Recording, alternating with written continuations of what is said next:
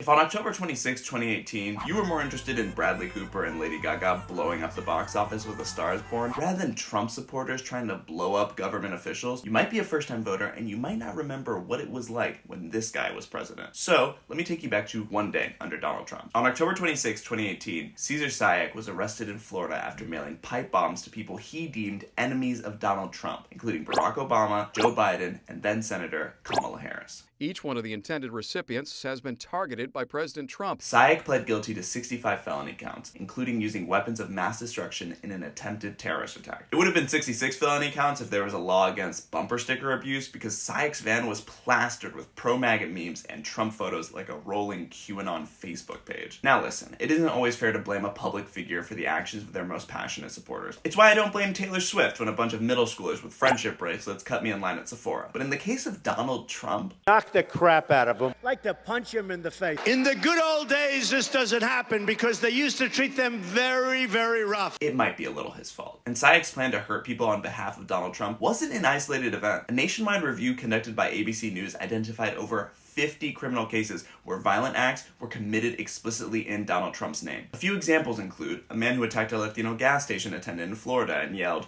"This is for Trump." A man in Washington threatened to kill a Syrian immigrant and told police, "I like Trump, that's why I'm doing this." And let's not forget the greatest hits of Trump-inspired domestic terrorism we've covered in this series, Charlottesville and January 6th. Hail Trump! Hail Trump! Stop the steal! It's our country, we want it back!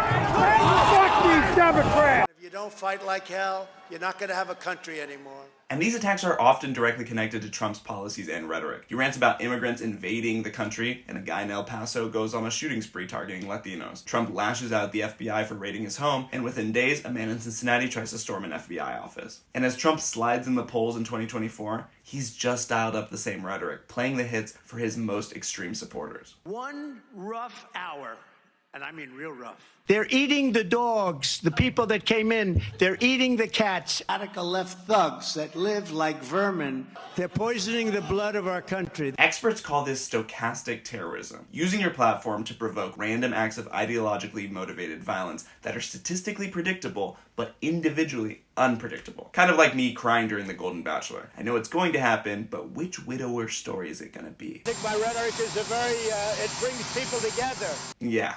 It's bringing people together, all right. Hail Trump! Hail Trump! We can also come together against Donald Trump with your vote on November 5th.